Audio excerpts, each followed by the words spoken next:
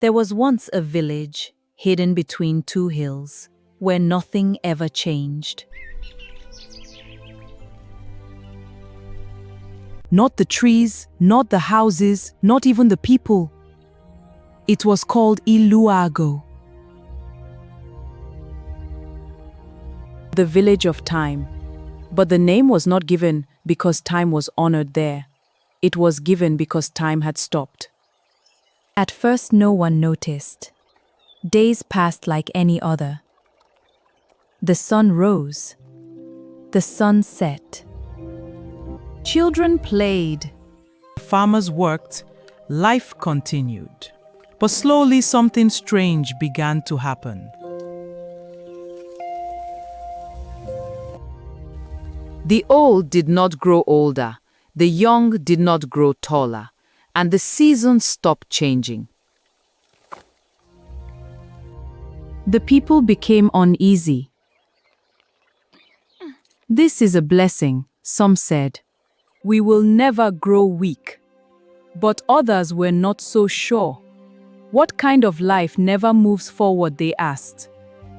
Among them was a young girl named Sade. Sade was curious, too curious for a place that feared questions. One morning, she ran to her mother. Mama, why does the mango tree look the same every day? Her mother frowned. Because it is healthy. No. Sadie shook her head. It is exactly the same.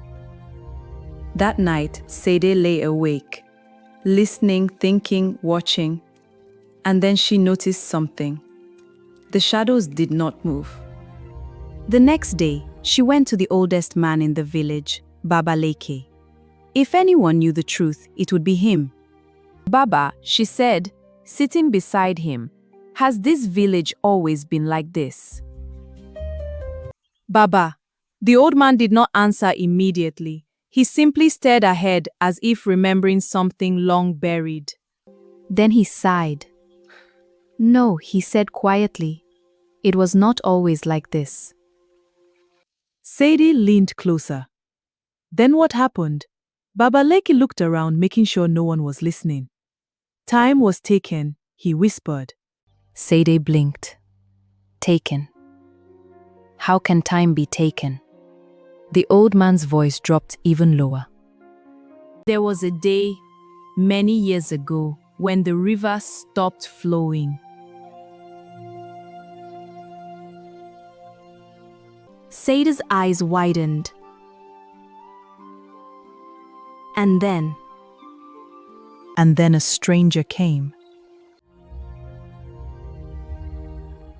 The village gathered that day, Baba Leke explained.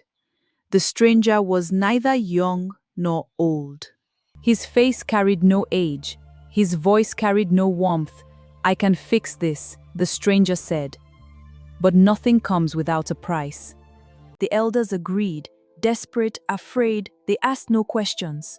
The stranger walked to the center of the village and placed a small wooden box on the ground. He said, this will hold what you no longer wish to lose. What is inside? One elder asked. The stranger smiled faintly. Time. Sade frowned. That makes no sense. Baba Leke nodded. It did not make sense to us either, but we were afraid.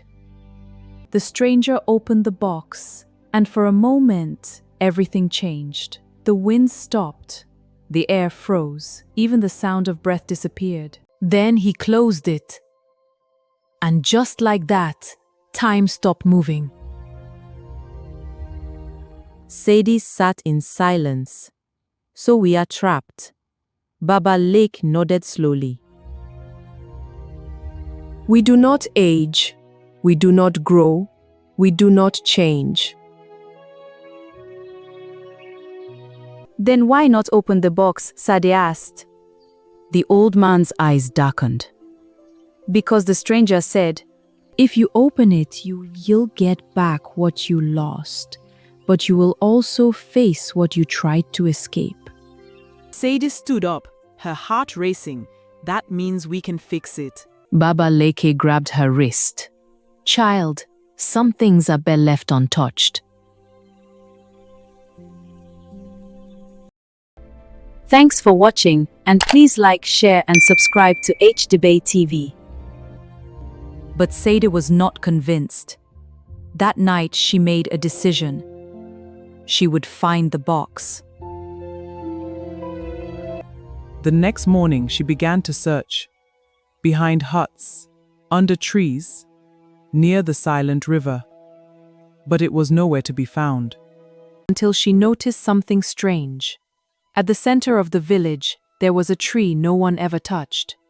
Its leaves never fell. Its bark never changed. Sade walked toward it slowly, her heart pounding, and at its roots, she saw it, the box. Small, simple, silent, she reached for it, then hesitated. What if Baba Leke is right? But then she thought of the village, the frozen smiles, the unmoving shadows, the life that was not truly living. And she opened it. The moment the lid lifted, the world exploded into motion. The wind roared. The trees shook. The sky darkened. And from the box, something emerged. Not a man, not a spirit, but something in between. You have opened what was sealed, it said. Sade stepped back, trembling. Who are you? I am what they feared and what they needed, it replied. I am time. The ground beneath her shifted. Why did you stop everything? I did not, it said calmly. They asked, me too. Sadi shook her head. That is not true. They feared loss. Time said, so they chose stillness. Sade's voice broke. But this is not living. Time looked at her not with anger but with something deeper. Then why did you open the box? She swallowed hard. Because I want to live, even if it hurts. Silence fell. Then time nodded. Then you understand what they did not. The wind slowed. The sky cleared. And slowly, the village began to change. The leaves moved. The sun shifted. The shadows stretched. People gasped. Some cried. Some fell to their knees. Baba Leke looked at Sade. You did it, he whispered. But then something else happened. The elders began to age. Quickly, years catching up to them.